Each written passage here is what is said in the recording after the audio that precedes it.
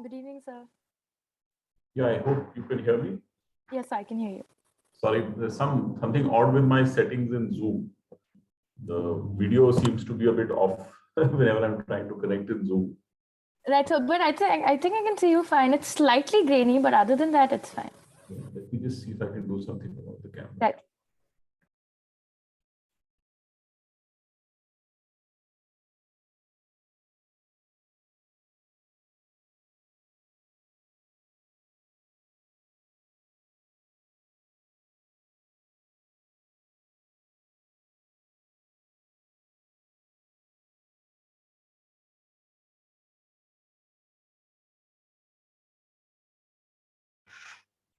Good evening, sir. Good to see you. Good evening, sir. Sir, I think you have to unmute yourself.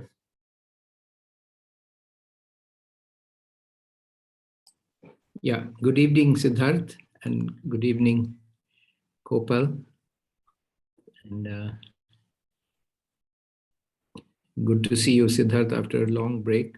Yeah, quite a while, sir. Many years, yeah. So I think, sir, you had visited NALSAR a few years ago. That's when we last met. Was that 2 years ago or sometime?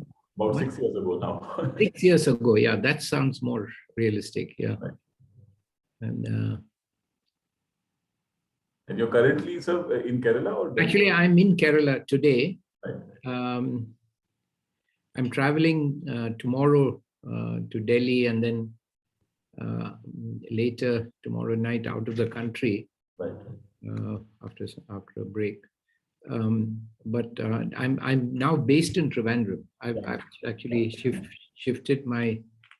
I do have a place in Delhi, but I'm spending more time in Trivandrum. So I gathered that, in fact, because I'm still in touch with Justice Balakrishnan. Okay. You mentioned that you had moved to Kerala. Yes, So, yes. I go to Delhi only as needed. right. Yeah, and this is my hometown, Trivandrum, so I enjoy being here. Yeah. It's like a long circular path in life. Yes, absolutely. This has been my great ambition to come back and be in Trivandrum. So I've at least been able to do that. So, sir, I had a word with Nandakumar yesterday. Yes. And since he was the arguing counsel in the case, I mean, the sense I got is his thinking is also structured around that. Sure. I mean, I've been at a different institution for a while now. So I think I was looking at it more from the practical point of negotiating with state governments and the realities we have to deal with. Right. But I think, sir, you might be able to give us a more long-term view. Yeah, I would like to as I suggested, if it's okay with all of you, then come in at the end, and I would like to frame it like in the broader constitutional law framework, and how do we approach this? I think the both are important. Looking at the the impact on the ground, and the forces that are driving both for and against this proposal, as well as looking at the understanding the larger constitutional law framework, Right. on which there are a number of questions. It's not that I have any answers, but I have a number of questions on where to position this constitutionally. And So I think Nandakumar has also just joined. So wonderful. I hope he can hear us.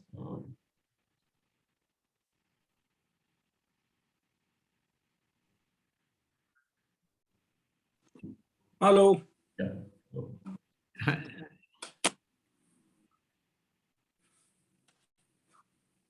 Good evening, Nandakumar. This is Mohan Gopal. How are you? Good evening, sir. How are you?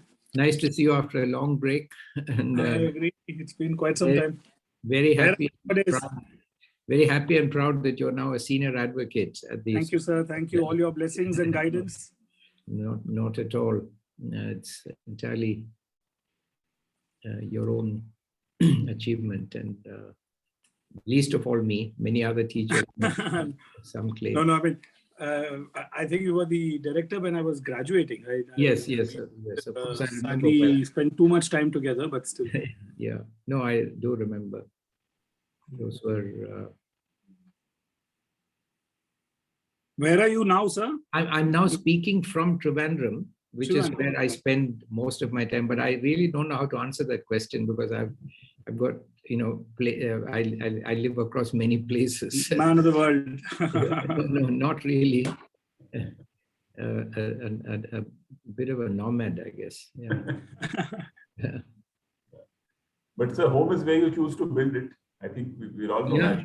Yeah. I wherever I am, I feel at home. Actually, that's part of my problem. I enjoy being there.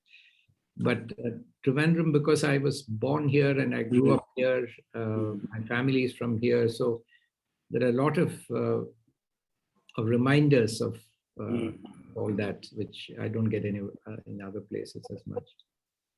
That's very pleasant, but you know, I do feel at home for other reasons in other places. Yeah. It's been a while since I saw Sidharth also, except if I may say so on a lighter note, the last time I saw him, his facial hair arrangement was somewhat inverted. Yeah. He was I used to have some hair and no beard. Now it's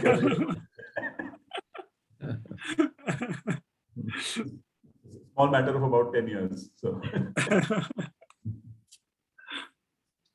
No, but Dr. Gopal's done well in academia, because most people who go into academia seem to have a lot of hair loss. He seems to have done well and come away unscathed.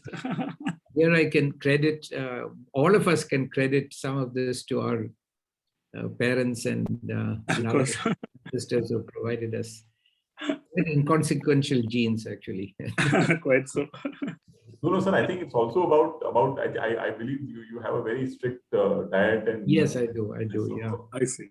And I also I started it at National Law School, but I also do, you know, some jogging, and I try to keep fit also. And, no, but Nandakumar, the lack of hair is actually helping me these days. I can pass for someone who's older than his actual age. So. I don't think I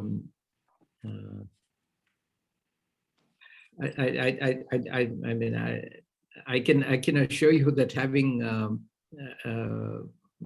not having that problem has not ever been an advantage. No, but it was a bit of a disadvantage in court. I mean, I think if you have gray hair or you're balding, automatically the assumption is you, I mean, like he said, you are possibly older or wiser than you are. You're a wise person. that lasts for about 10 seconds, I think. I think so. So Gopal, I think you're coordinating, right? Or Shreyas? We got an email from one of you. I think Shreyas had written to us. Right, sir. So Shreya sent the email. So I'll just do a brief introduction and then I'll hand it over to you. Okay. So, and let me say hello to Pranav also. Pranav, you've joined. Your video is not on. How are you doing? I'm good, Pranav. Nice to have you, but we can't see you. So we you know. I'm in a car actually, sir. Sorry, you're not. I'm actually traveling. Sorry, you're not able to. I'm traveling currently, so I could. Okay. So your bandwidth is limited. Yeah. Right. So should we wait for a couple of minutes or should we start? Because Gopal, it's 5, I think. So. We can start, sir. We can start. Okay, sure. Good evening, everyone. Thank you so much for joining us for day 1 of the 2-day panel discussion on Constitution, Domicile and Inclusivity in Indian Legal Education, organized by the NLSIU Kautilya Society, a legal policy collective supported by the Vidhi Centre for Legal Policy. We've organized this panel discussion in the context of the recently published NLSIU Kautilya Society research brief titled Domicile Reservations in National Law Universities. National Law Universities, or NLUs, across the country follow a wide range of reservation policies. However, there's little uniformity in their implementation. While the issue of affirmative action in elite education spaces remains a contested one, recent developments on domicile reservations have added a new gradient to this contestation. public debate and legal developments around domicile reservation at NLUs raised crucial questions for the future of legal education. In this background, the objective of this brief was to provide a comprehensive overview of the issue of domicile reservations in NLUs. It incorporates doctrinal research, critical analysis, and qualitative insights to provide a contextually appropriate resource for those litigating and researching on this issue. It also recommends a way forward for NLUs, the state government, and the union government. Our hope with these panel discussions is to analyze and engage with these contentious issues further and contribute to the public discourse. The discussion of today's panel shall focus on constitutional law and policy questions around domicile reservations in NLUs. Without further ado, I would now like to introduce our distinguished speakers in our panel today. We have with us Dr. Gopal. Sir is an eminent scholar of constitutional law and the ex-Vice Chancellor of NLSIU Bangalore.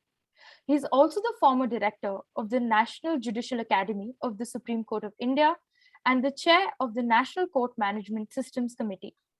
We have with us Mr. Nandakumar, who is a senior advocate at the High Court of Karnataka and an alumnus of NLSIU Bangalore. Mr. Nandakumar was closely involved in litigating domicile reservations before the Karnataka High Court. Our moderator for today's session is Professor Chauhan, who is currently an assistant professor at NALSAR, Hyderabad, where he is pursuing his PhD.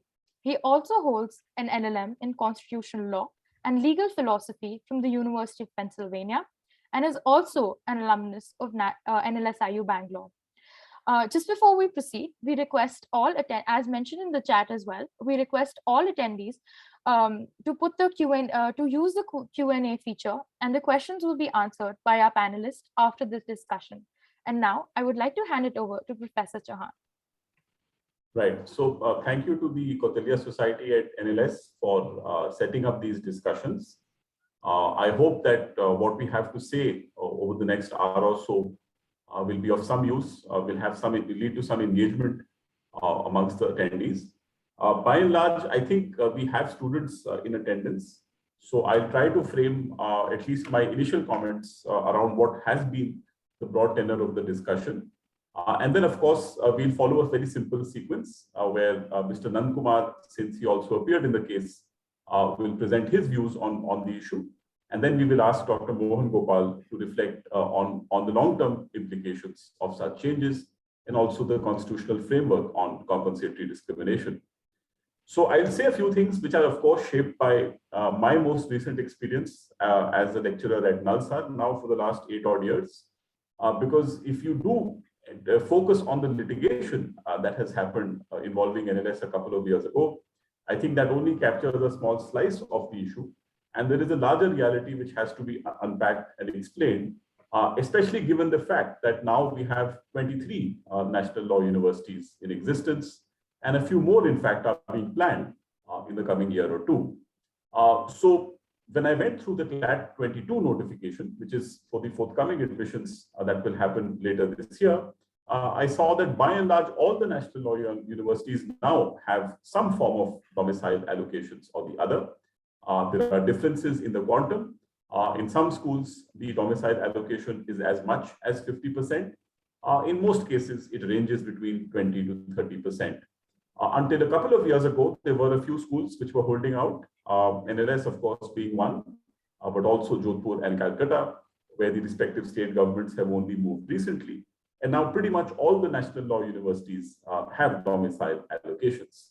So this, of course, raises the first and foremost question that comes to everyone's mind, that if the word national was deliberately placed in the name of these institutions, even though they were created by state-level legislations, are we in some way undercutting the original design by implementing domicile reservations?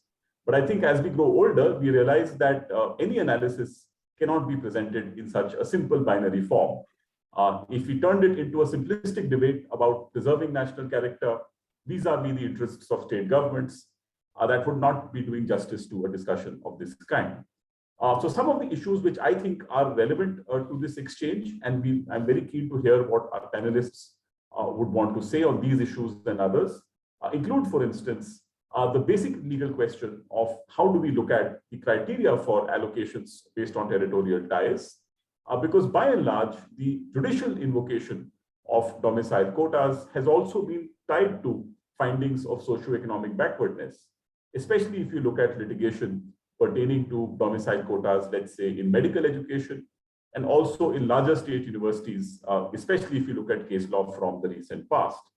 So we know that one of the lines of argument taken in the Karnataka High Court was that the 25% allocation that was announced by an amendment made to the law was not really clarifying whether there would be further filters of socioeconomic backwardness.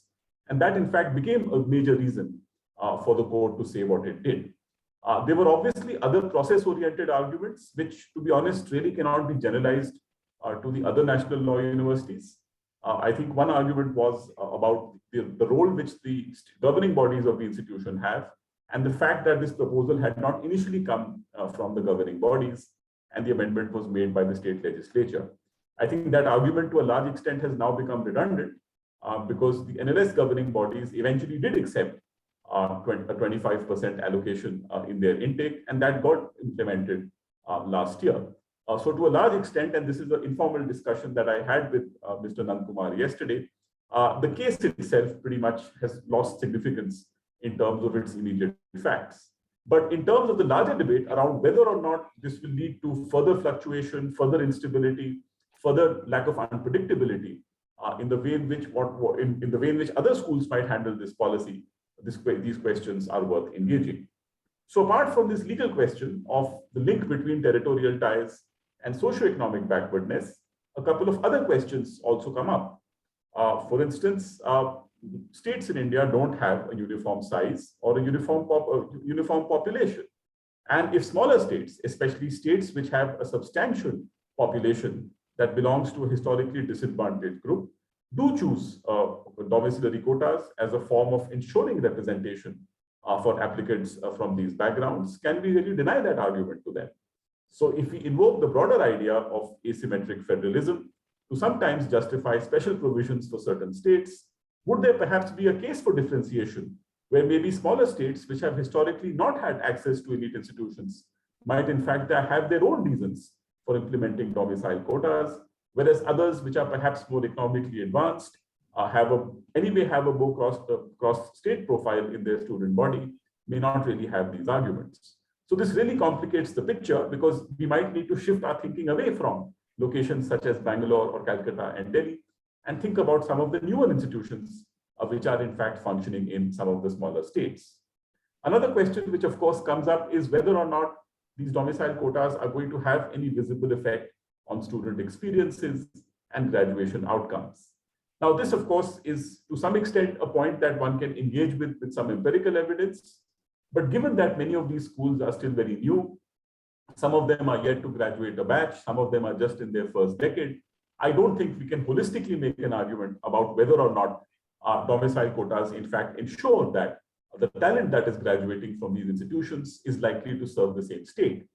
In fact, I think another argument that came up before the Karnataka High Court, and Mr. Nandakumar can give us his thinking on that, was that the graduates are not likely to be stuck to the same state, especially if people are going to explore opportunities in different lines of legal practice, be it the corporate legal sector, be it the development sector, be it even other careers.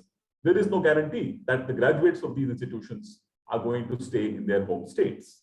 So in a way, that argument about whether or not having domicile quotas, let's say, would lead to an enhancement of the legal talent within a state is not really an argument that we can establish so far. A last point which I thought I will flag before I hand over to the panelists is that when we do think about the long-term implications that may surround this question of domicile allocations, let's also think about questions of viability and questions of internal administration. And this is something which I would like to say personally, because as a student, perhaps, as a person from a dominant caste background who went from one state to another to pursue an education in one of these institutions, my intuitive response would have been to say that these institutions should have a national character, and whoever got in through the entrance filter should in fact get a seat wherever they want to go. But after having spent some time as a teacher in the system now, and now getting some space in administration, we are also understanding the realities of how you have to negotiate with the various stakeholders who are part of our governing bodies. And to take the specific example of NALSAR, where domicile allocations have in fact been in place for 11 years, and in fact have been increased recently by an amendment made by the State Assembly, the issue has largely not been contentious, at least from the standpoint of current students or alumni, though there might, of course, be some stray disagreements. So one question which really perplexed me was that how come students alums at NLS, which is my alma mater, were so sharply divided and were debating this issue so prominently over the last year or so, perhaps because of the immediacy of the issue and perhaps, of course, of the stakes involved now in getting into these institutions. But if I do reflect on the experiences in some of these other institutions, and again, it may vary. In some states, alumni have mobilized. They think that the national character of the school should be preserved. But by and large, you find you don't really see this issue getting litigated, even though there are different forms in which these policies have been implemented. So my question is, how do we solve this issue in the last run, in the long run, I beg your pardon? Do we make a case for centralization at some point? Making the analogy perhaps with the IITs or the IIMs, which are directly under the control of the central government? Or do we say that the control of the state governments ought to be retained, because state governments do in fact provide subsidized land. In some cases, they provide considerable support for construction and infrastructure. And of course, many state governments do provide maintenance grants for these institutions. So if there is in fact a quid pro quo between the respective state government and how many seats you will allot to residents of that state, how far can an institution assert its autonomy? And let me be very straightforward that in NALSAR, actually, we decided to cooperate with the state government in terms of agreeing to a 25% allocation.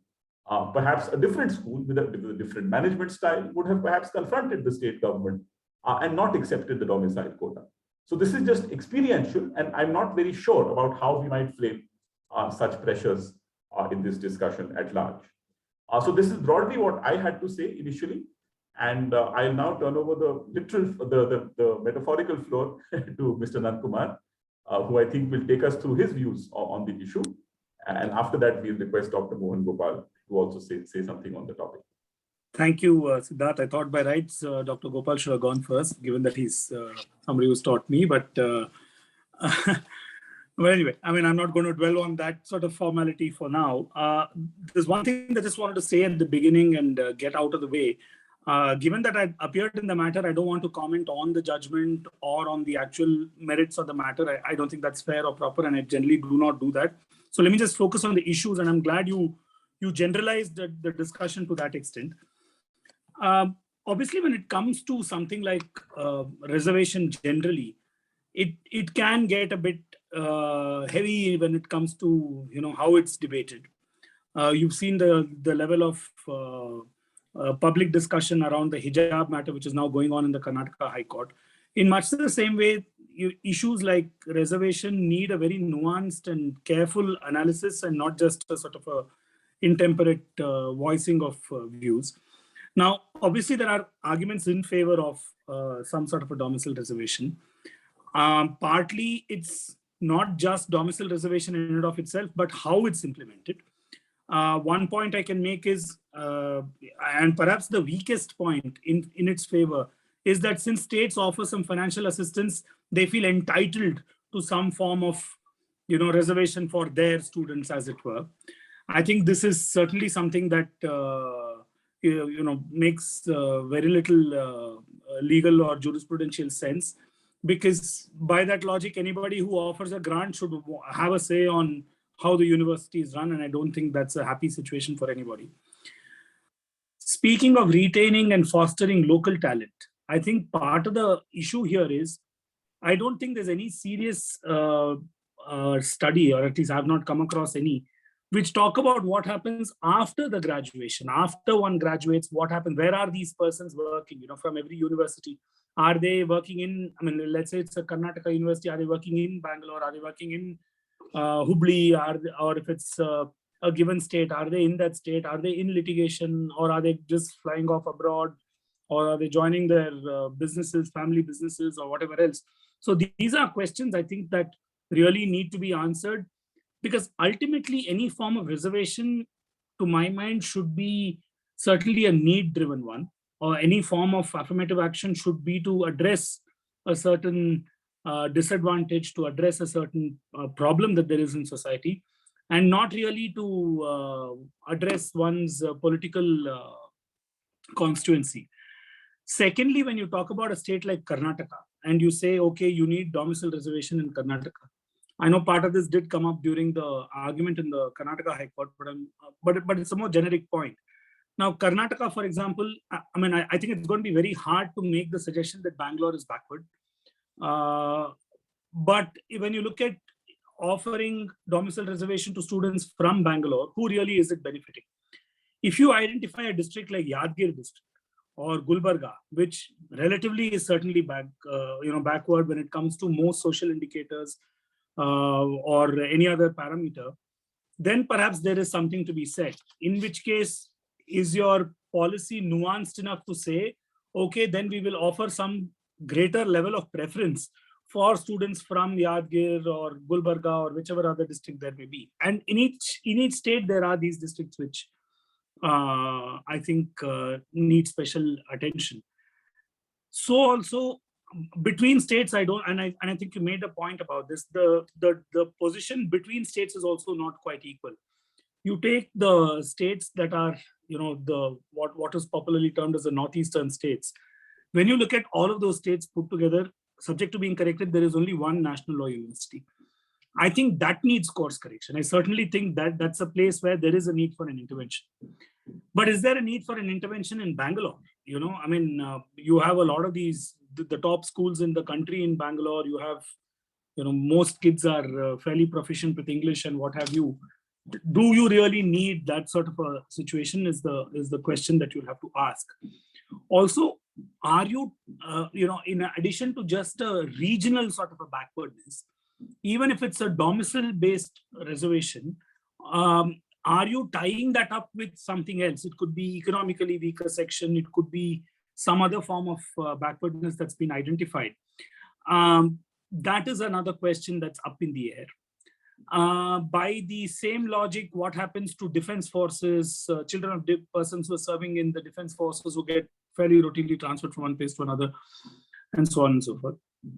And finally, coming to the last point in favor of when the issue emanating out of Pradeep Jain's judgment, I think part of the point when it comes to your medical or your, any other form of medical related higher education and the domicile reservation there is this rural service stint which is contemplated. Now, can you really tie an advocate up once you graduate, you become an advocate or you become a law graduate? Can you tie them up to one place and then say that this is where they ought to be and what have you? That's a question that really, again, is perhaps linked to one of the earlier points I made on the fact that there is no real study that I'm aware of where there has been an analysis of where students are going after they graduate. And really, is there a need that needs, or is there a problem that needs course correction?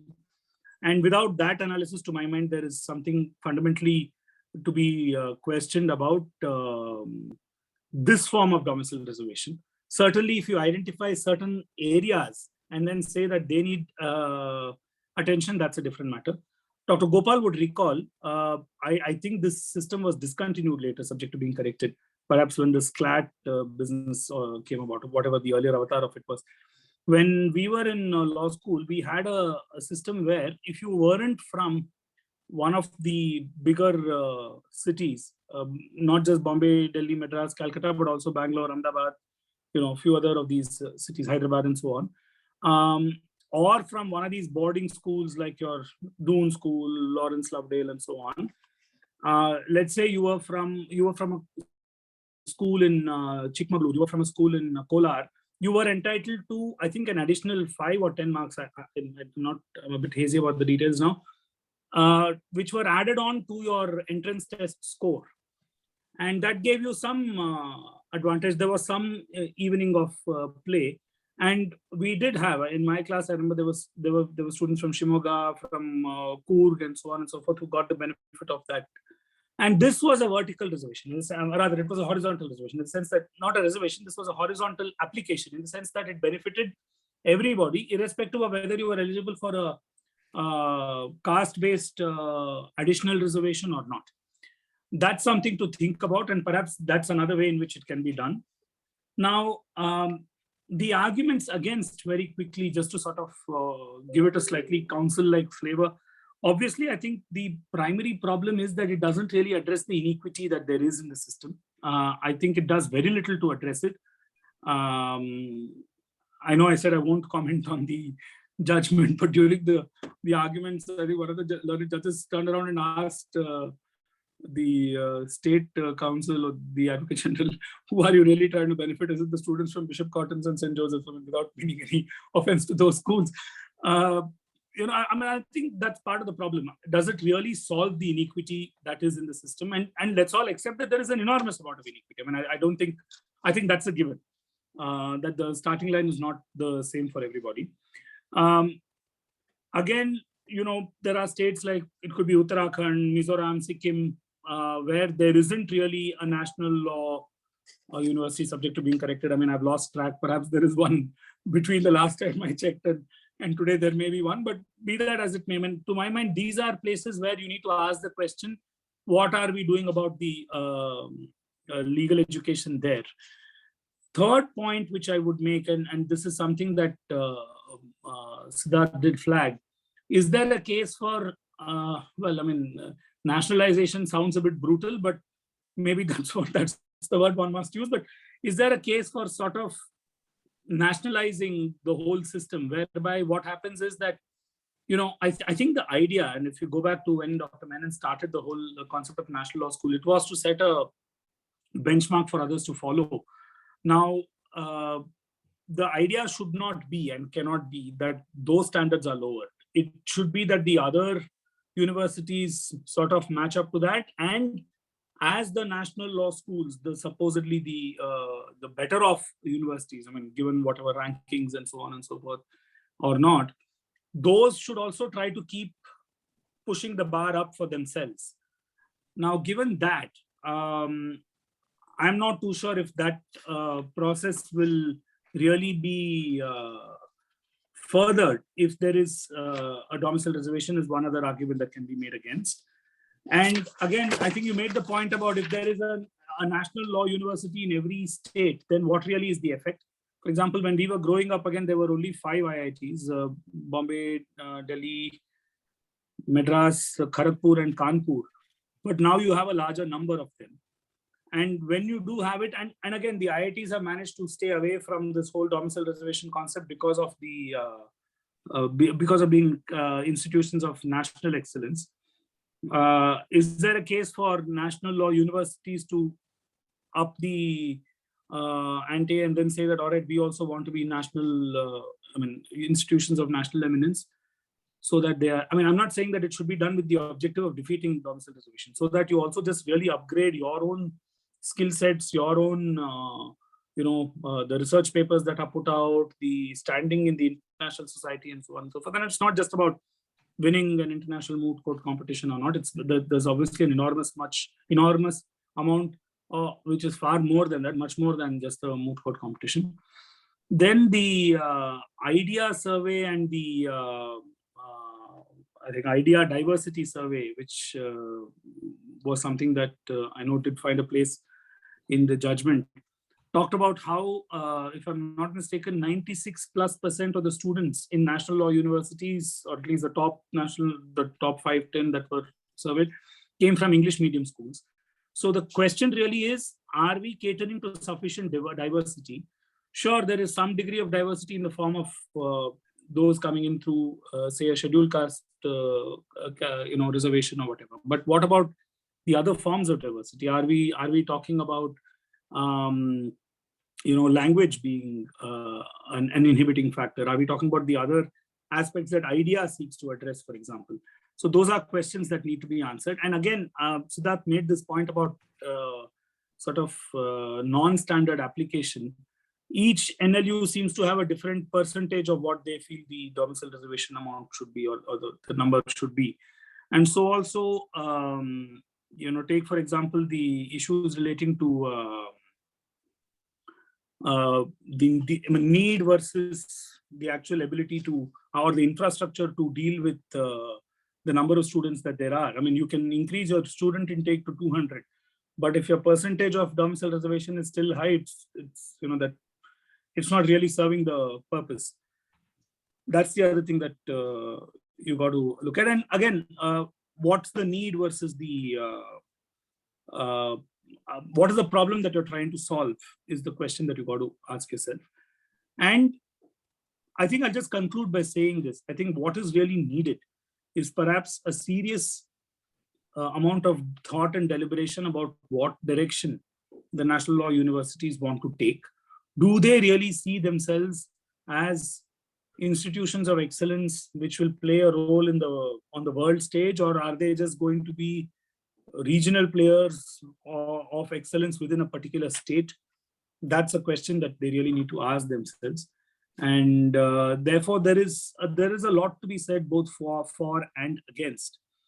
But I think ultimately, the manner in which the domicile reservation is being implemented now in most NLUs, I think leaves a lot to be desired. Thanks. So thanks, Nandakumar. We'll move to Dr. Mohan Gopal. And for the attendees, may I request you to ask your questions after Professor Mohan Gopal ends? And I'm sure there'll be enough time for discussion. Okay, thank you very much to Pranav and all the other students who have organized this discussion. And it's a great pleasure for me to be again in the company of very distinguished company of Sidharth Chauhan and Nandakumar, who I remember very well from when he was a brilliant student at the National Law School. I remember how thoughtful and how recent he always was as he is today, and so I'm very happy to be in this company. I've had an opportunity to read the report and discuss it briefly with Pranav. And frankly, I have a lot of questions in my mind. I've also been following a little bit the judgments of the court, not so much because of my interest in what happens in the National Law School. I tend to sort of not get involved in institutions that I worked in once I leave it, because I've had my chance and others should now be actively involved in it. So I keep a distance from these institutions. So my comments are really not about NLS Bangalore or any particular NLS, but largely the NLSs as a group, and for legal education at a larger level in our country. So it's from that perspective that I have a number of questions that I'd like to put on the table. The first question that I have, which I briefly raised with Pranav also, and both Sidharth and Nandakumar will know this very better than me, is why are we still talking of, why are we still using the term domiciliary reservation when quite vehemently Justice Bhagwati said in Pradeep Kumar Jain, don't you dare call this domiciliary reservations. I was sort of also in full agreement with him and sort of a bit took that very seriously, because my doctoral work at Harvard Law School back when the dinosaurs used to roam was in conflict of laws and private and international law, conflict of law theory, choice of law theory. And so I agree with him in that domicile is a very, for lawyers, is a very technical term. I can understand it being used by politicians or people from other disciplines in the way that they, using the meaning that they attribute to the word. But for us, we know what domicile is, and Justice Bhagwati puts on a teacher's hat and writes in his judgment about what domicile means and says, look, you're not talking of domiciliary reservations. And he uses the phrase residence requirements. He doesn't even call it reservations based on residence requirements. So I'm very curious, why is it that we as lawyers are disregarding this Supreme Court, unexceptionable Supreme Court guidance on the terminology we use to discuss whatever we are discussing? And frankly, I think a lot of people will understand what we are discussing more if we don't say domiciliary reservation. It sounds like some kind of unless the idea is to say that it's very problematic, then it's more effective than simply saying that you have a residence requirement for a certain proportion of seats. So that's I think the first question which I'm curious about. Why are we misnaming this issue as a domiciliary reservation? Why don't we use the Supreme Court framework of residence requirement?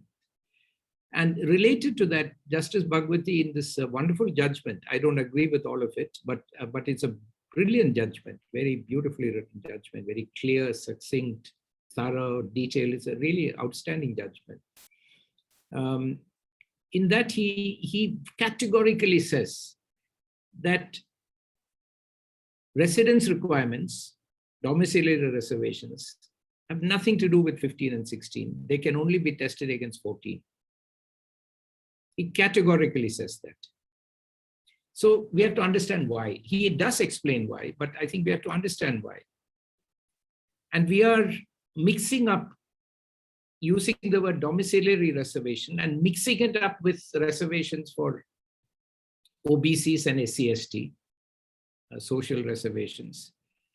Not with other, interestingly, not with other horizontal reservations, such as reservations for women, but we are mixing it up very much with the domiciliary reservation. I'm sorry, domiciliary and SC/BC and SC/ST reservations. When the Supreme Court has very clearly said, look, this is 16 doesn't apply, it's about public employment.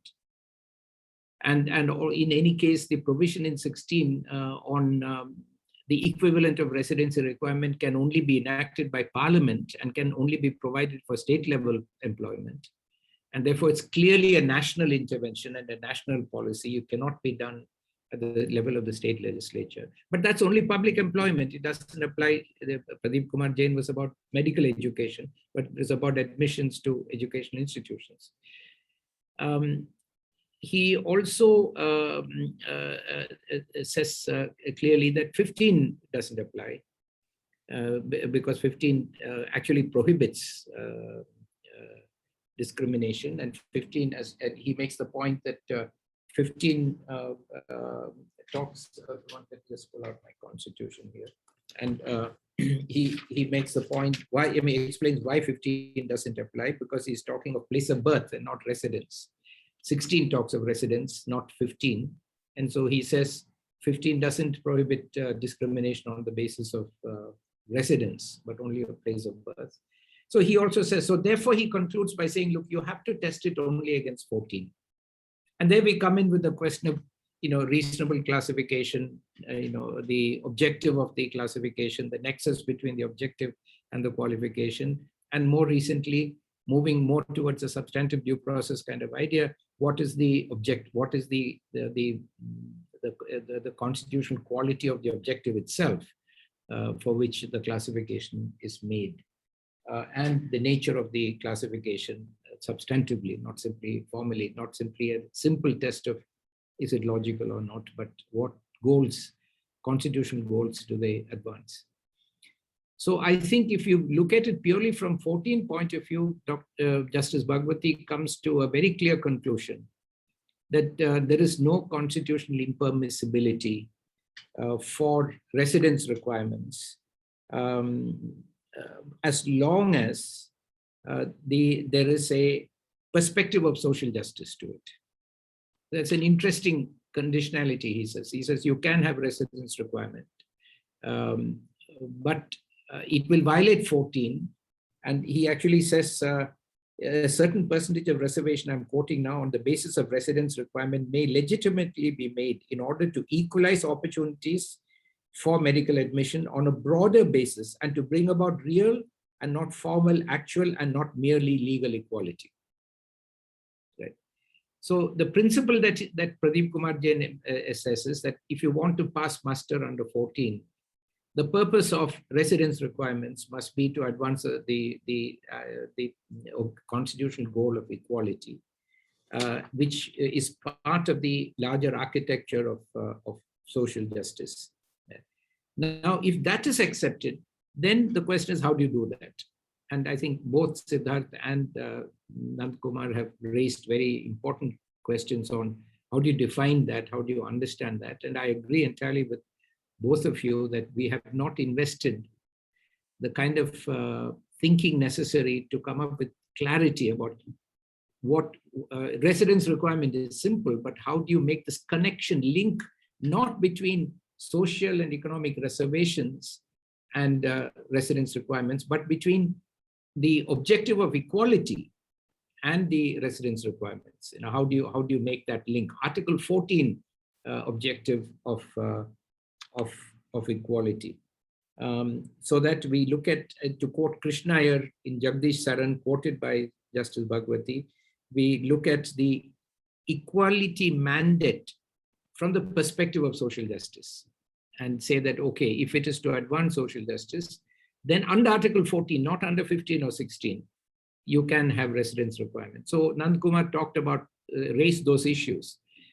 How do you satisfy that? Do you satisfy that by selecting quote unquote backward states as against forward states? Within the states, do you select backward areas versus non-backward areas?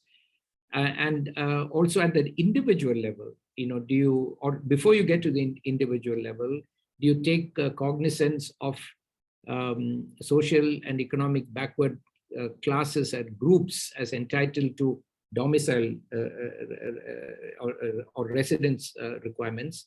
And that would be difficult to do. Not impossible for reasons I'll explain.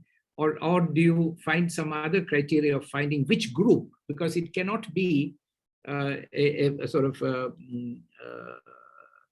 you cannot make law at the micro level of each individual. You have to classify a group. So what is the group?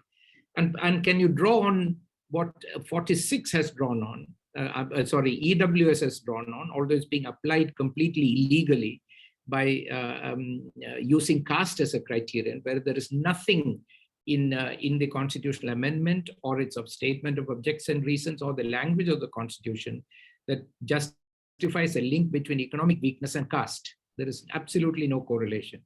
But 46, from which EWS is purportedly drawn, 15.6 and 16.6, clearly says that it is that the state will take will look after with special care the interests of economically weaker sections. 46 is a very important provision which I think can help us to understand how to rationalize the residence requirements. And if you look at 46, it says the state shall promote with special care the educational and economic interests of weaker sections of people, and in particular of scheduled castes and scheduled tribes. What EWS is enacted in order to fulfill 46, but SC and ST are excluded from it. When 46 says, in particular SC and ST, and shall protect them from social social injustice and all forms of exploitation. So there, you can see, so you're looking at sections of people who are educationally who are educationally and economically weak because of social justice and exploitation, and where you find such sections of people. They may be living in Bangalore in a slum. They may be living in remote areas. But when you find that there are people, sections who are victims of social justice and exploitation, and whose educational and economic interests require to be promoted with special care, and particularly scheduled castes and scheduled tribes. So I would say that SC/ST must receive priority in residence requirement reservation. If based on 46, which is, I think, the most directly relevant provision under which we can define what, in Krishnaya's words, are the equality, defining the equality mandate viewed in the perspective of social justice, which is the justification for residence requirements. And so I think we need to understand that that the residence requirements can be that according to the existing constitutional jurisprudence of the Supreme Court, this is what is possible. This is what is possible. We are in a safe zone if you operate in this area of residence requirements in order to advance social justice. And 46, for example, not exclusively, gives us an idea on how we can do that. But then we move beyond that, and I feel, and that's a very large other point. I'll just make it very briefly. I hope Sidharth will regulate me in terms of time. And I'm speaking at the end, Nandakumar, at my special request, because I was very keen to hear both of you. And I'm glad I did that. I learned from both of your presentations. So I will not get into this, but I think the issue of social, what we may broadly call social reservation, has been completely distorted by the Supreme Court jurisprudence and the political jurisprudence, which is basically an upper caste view of Article 15 and 16. And what is that view? Because the word backward classes was used in Article 16. And of course, after the Chempakam Dorairajan amendment, it was socially and educationally backward classes phrase was introduced into 15.4 as well. But the word backward was used so they said this is about poverty, it's about backwardness, it's about the unwashed masses who don't have education and are poor, and they must be given education. It must be brought up to the elevated level of the rest of us, who've been practicing the most barbarian social injustice against them for centuries. We have to now make them buy into that ideology or whatever. Now, the actual, and this is a whole other topic, I'll just say it very briefly. The origin of Article 16, which is the only provision under 330, except then 330 and 332 in the original constitution. The only three mentions, there are a couple of other sort of mentions on some transitional arrangements for Hyderabad, Karnataka and all that. But the three substantive mentions of the word reservation in the constitution, even today there are only 7 or 8 mentions of the word reservation. But the two most substantive reservation mentions are one in Article 16. Article 15 still till today does not use the word reservation. Article 16 uses the word reservation, and then we got 330, 332, and then 243 has come later for local self-government. And 332 and 330 are for a time limit for parliament and state legislature. But 16 has no time limit. 16 has no time limit. Now, why was a provision on reservation put?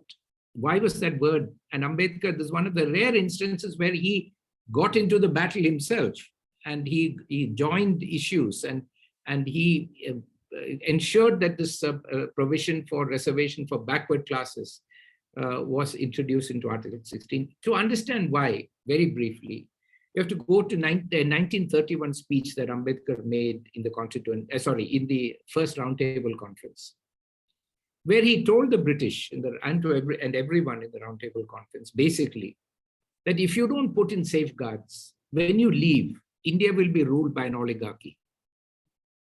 a caste oligarchy.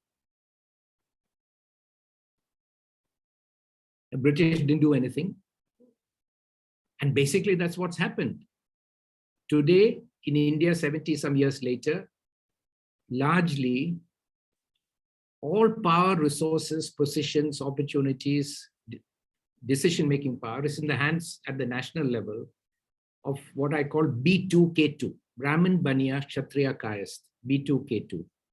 And now there is an entrance in some states of Shudra, the creamy layer Shudra into this mix, especially in the south, where the Shudras have become policymakers. But they're also very much controlling the peasant Shudras. They're continuing the same tradition and just maintaining an oligarchy. Now, Ambedkar knew that any country with an oligarchy is doomed to perpetual mass poverty, lawless rule, not the rule of law, and anarchy and confusion. Why? Because they want to keep control. The oligarchy wants to keep control, and no policies will be allowed, permitted, except policies that benefit the oligarchy. And that will be the only test of policies. And that's what we are seeing now. We are basically looking at so-called domiciliary, we are debating domiciliary reservations because we are actually analyzing in detail how this will impact the oligarchy. The ability of B2K2 kids to get admission all across the country. And some S now added to it across the country. But what about the others, the Panchamas, who are outside the four Varnas, who are still trapped in low, deliberately kept for us? This is the 8th decade of our constitution. And let's not forget, it was in the 8th decade of the US Constitution that there was a civil war. And we are in the 8th decade of our constitution. And they are kept, trapped with no possibility of exit, no good quality, or anything. I don't need to say that. So we are now very worried about domiciliary reservation because we are not sure how it will affect the prospects of the creamy layer B2K2. Right. And one group wants to say, look, maybe it'll give us more opportunity. We've seen that happen in some of the national law schools. I don't want to name names. But others feel that it's dangerous and it will legitimize and further entrench reservations, whereas reservations on the whole is forcing a challenge against the oligarchy.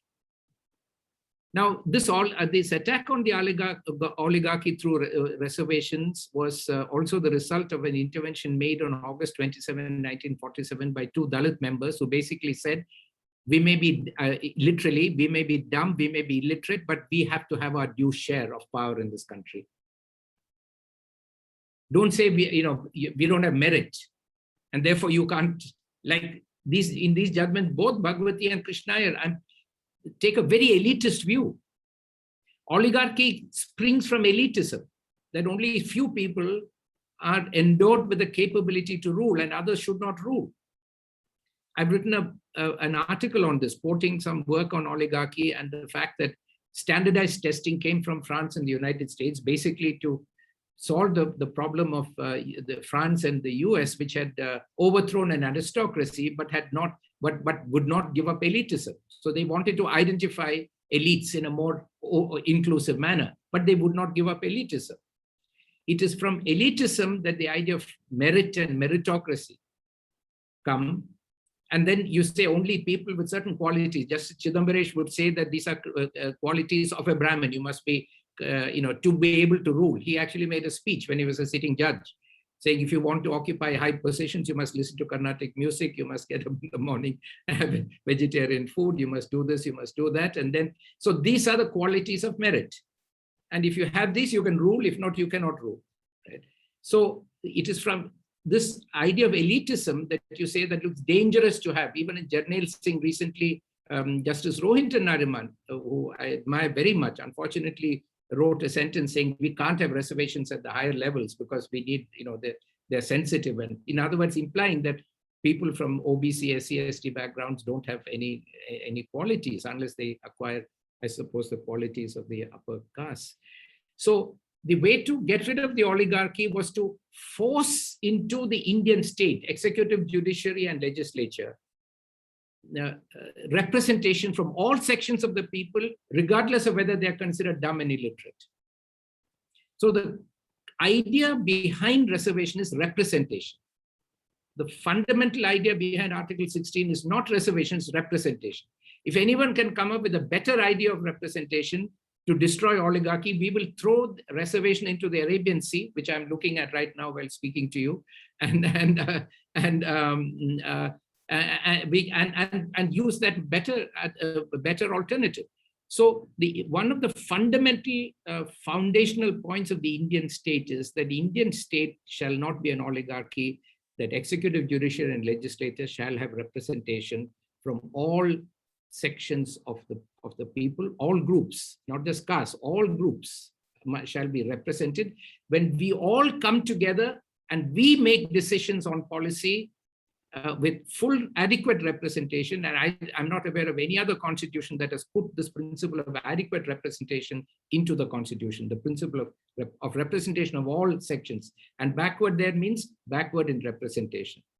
So if we understand that, then we say that, look, then we will come together, make a decision, whatever development, whatever merit we get from a representative state, that's enough for us. And once a state is not oligarchic and is representative, then we can use the state in order to attack social, economic, and other oligarchies across the country. Now, so this is a qualitative difference between the idea of residence requirements, which can come from the Supreme, as far as the Supreme Court is concerned, only from a social justice perspective, not a quid pro quo perspective by the state that I put money into it and therefore I must my children must go here. This is not some kind of private enterprise. This is part of a constitutional structure. So that's very clear. And on the other hand, the question of how do we ensure that the executive, judiciary, and legislature are representative, and how do we ensure the link between these two is that bringing reservation into education will help break the oligarchy, because it's a feeder institution into public employment. So without that feeder, you will not be able to get public implementation. And the last point I want to say is that when we talk of the impact on merit, we don't understand what is merit. We have the Chidambaresh theory of merit, which is the dominant view of merit in the country. Let's call it the Chidambaresh merit or Brahminical merit. And then we have the other view, which is a scientific view of merit. So if you take our own field, I've worked on it for 18 years now, I can tell you, we don't have an agreed definition of what are the qualities of a good judge. Without having that, how can you identify what are the parameters needed to deliver that kind of functionality of good judging? What we want are not good judges, we want good judging. What are the measures of good judging? And then who will have the qualities? What kind of qualities are necessary to meet those functional performance criteria? And how can we train, or how can we develop qualities that will deliver that performance? That's a scientific approach to merit.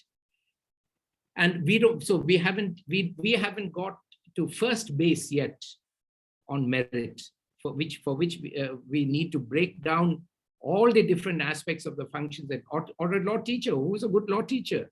How do we measure that? How do we, in the judiciary, I say QRT, quality, responsiveness, timeliness, and efficiency, right? Now, for each of this, we need to have, and there are many countries in the world that actually do this. They have actual measurable performance indicators. So how do we apply this to teachers and say, okay, then we can say what is a good university? We can't simply do some perception surveys and then say this is a good university. This is all very elite. We want to identify the elite because we believe in elitism. So we need to actually use, I think, residence requirements from a social justice perspective by ensuring that groups that are educationally and economically weaker, that are subject to social justice and exploitation, who may be eligible for SC, BC, SC, ST reservation, but don't get it there, are also brought in here, and their life experience, as Justice Sonia Sotomayor said 4 times before she became a judge and was almost not selected for that, she said, as a poor Latina woman, all 3, poor Latina and woman, I will make a better judge than a white man, because my life experience has been different, and white men didn't like that very much, but they couldn't stop her.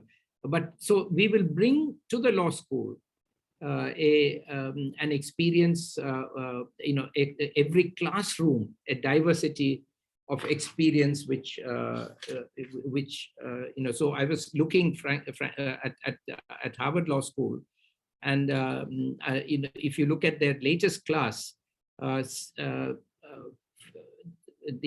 how many of them come from New England and the Middle Atlantic, which are sort of the main areas where you can say it's like the local residence requirement. So something like 37% of the students come from that area, let's say from the local area. Something like 20% come from the South, and very little representation from other parts of the country. It's very elitist institution. About 15% are international. So you can see that's a very elitist institution. And therefore, it's part of that structure of elitism.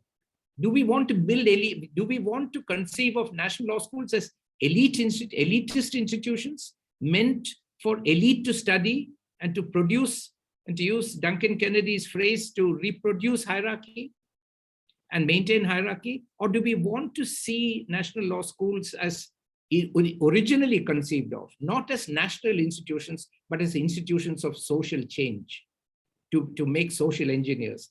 That demands a greater connection to the grassroots, which residence requirements infused with a social justice perspective will actually make it easier.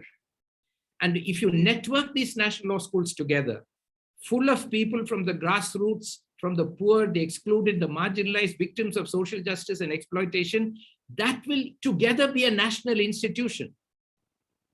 Rather than if a small B2K2 elite sort of sets out all across the country and captures most of the national law schools by paying lakhs of rupees for coaching institutions and using standardized testing, which has been completely discredited all over the West. In fact, this year onwards, I think, or last year, Harvard Law Schools and many other law schools say no need to do LSAT if you want to come into law school.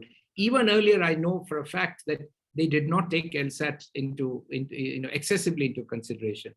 It was only one of the factors. There were many students I taught for 9 years at Georgetown Law School. Not everybody had high LSAT scores. It was an excellent institution, very good students, but tremendous diversity. So I think we have to reconceive the mission of the National Law School family, as creating as drivers of social change, and use this residence requirement provision in order to firmly bind it to the grassroots of this country, to the marginalized sections of this country, to the poor of this country, using the concept of Article 46 and Article 16 to ensure that those who, that there is another window for them in addition to 15 and 16. And that will help us achieve substantive equality in our country. I'm sorry, I may have gone much over my time. If I did, I apologize, Sidharth. But I had lots of questions in my mind.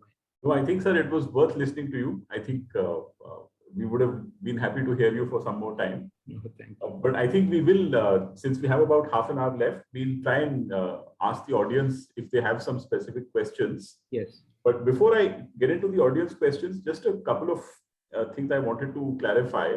So obviously, the two of us, I think, were speaking from the limited prism of our own experiences. Yes. So we are grateful that you were able to frame the issue in a more normative sense. Yes. But I agree with you that at the moment, we might be just looking at a very narrow slice of the problem. Yes. So question of, who gets a few seats in a seemingly autonomous institution is actually not really a discussion that shapes or changes the way in which higher education might be looked at. Yeah. I mean, even in empirical terms, the number of students who are writing the CLAT exam, I mean, assuming for a minute we overlook your criticism of standardized tests, even today, around 70,000 students are writing the CLAT exam to get around 2,500 seats.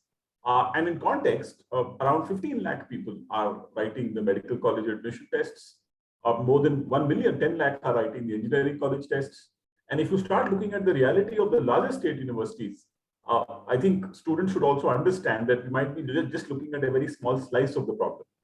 And I agree with you that by and large, the concentration of coaching in some parts of the country or the ability of families to provide coaching might actually be driving the real determinants of entry, rather than actually the question of equality of opportunity, which, as you correctly say, should be the guiding principle.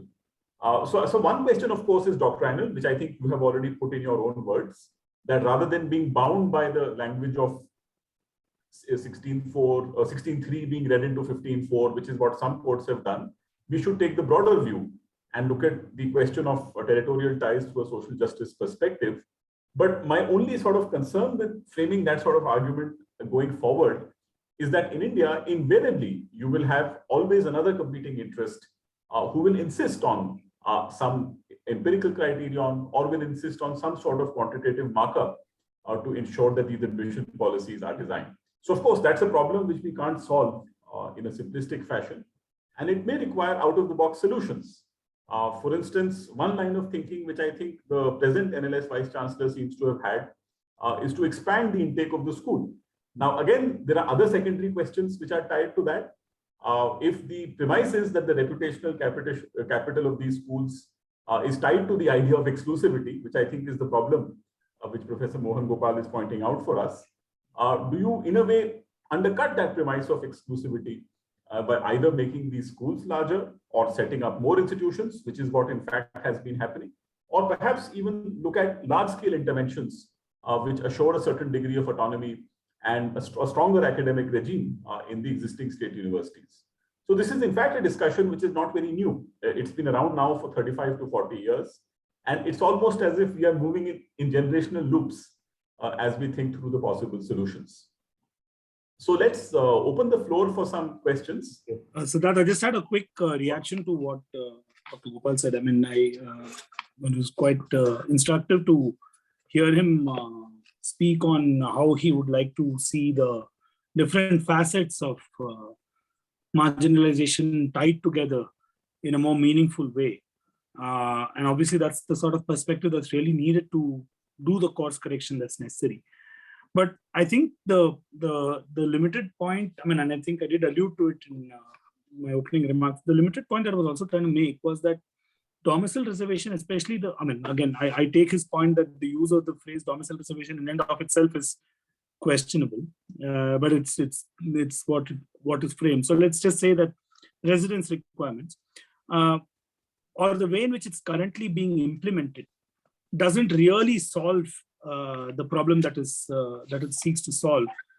And I think we need to also sort of remember Justice Krishna Iyer's caution of xenophobic exclusivism, which I think in some ways equally that caution applies to the larger problem that he's identified and the larger solution that he's sort of proposing. And if you look at tying together 46 and 15, 16 together as well, my sense is that, and you're right in pointing out that there will be interests that run contrary to it and will always try and, for want of a better word, scuttle it or find another way to make sure that it doesn't really reach its optimal scale. But ultimately, if the residence requirement is tied to some other pointers, some other social indicators or economic indicators for that matter, I think that is really something that, to my mind, is currently missing. You take an example of one of the leading private universities today. Let's just leave aside the national law institutions for a minute.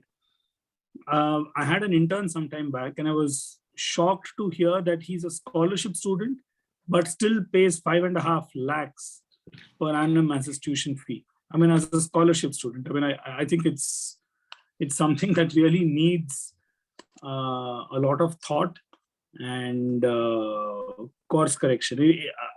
It's not just the quantum of the fees that is sought to be collected. I think it's simply an indicator of, I mean, to use Dr. Gopal's phrase, elitism, in saying, look, if you don't talk this language, if you don't belong here, if you don't have your, fancy clothing and what have you, you perhaps don't belong here. I mean, if that is what is sought to be indicated in a very indirect fashion, I think that's a serious problem that needs a lot of thought and careful action.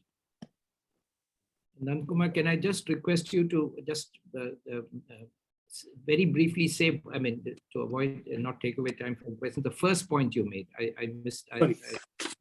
No, what I was trying to say was that, I mean, I did allude to it initially, but I think the point was about how the domicile reservation, or for want of another word, domicile reservation, let's just say, regional representation. He's given us a nice phrase, residence requirement. That's residence what requirement. It's a preference requirement. Yeah. Okay, I understand. So you talked about xenophobia. I now remember. Right. So I was just saying. I just wanted to say that's the difference between place of birth and residence requirement. So in Trivandrum, there are people here from Bihar and UP and the Punjab and and all kinds of places. Business people, and they all are resident in Trivandrum. So what we so we are simply talking of residence requirement. That's why the word domiciliary is very mischievous, because domicile talks about a permanent relationship between you. Like wherever I go in the world, my domicile is India. Domicile is very sticky. It's not like residence. Residence is very ephemeral. It changes from time to time. So what we are saying is, you want to go to National Law School, Bangalore, and be eligible to get a residence requirement, move to, and that's what happens in the United States. There are many schools, some of the best public schools in the United States. All the public schools in the United States only take children who are staying within the a defined geographical area in the public schools. And some of them are some of the most prestigious schools in the country. And people buy homes and move there simply to get that eligibility. In order to get that benefit. Yeah, but you can be any race, any background, anything, but you must be a resident. You're paying taxes there, you're part of the economy, part of the system. And then you are able to say, okay, so I am contributing to this economy, let my children go to study here. So put your skin in the game, right?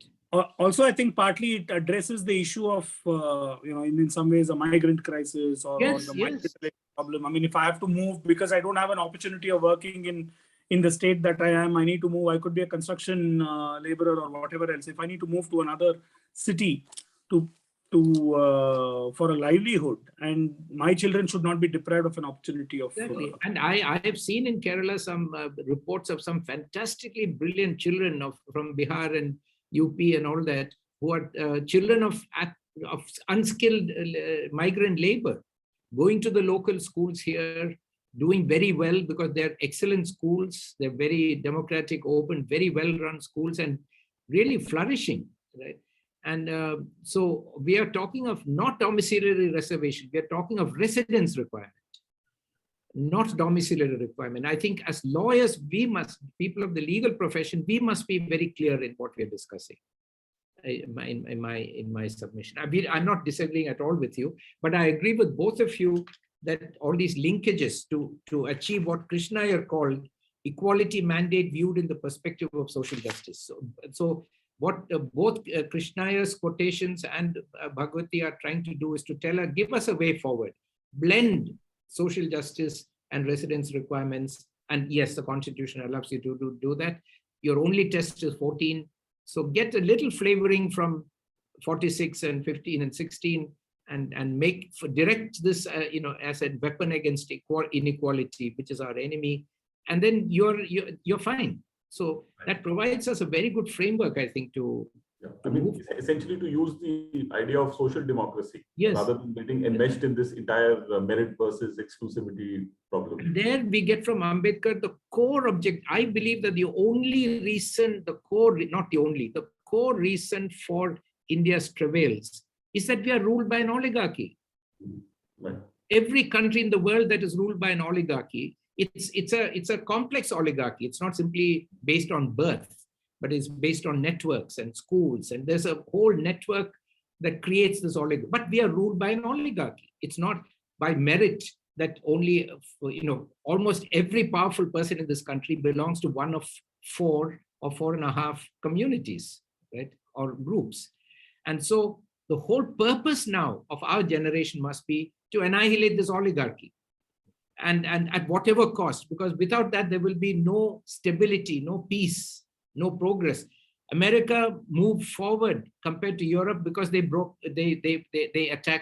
basically fled an oligarchy and created a country. And there's research done on this to show why the northeast of America moved ahead of Europe, because they did not have a landed oligarchy or aristocracy. It's a very serious issue. So let's use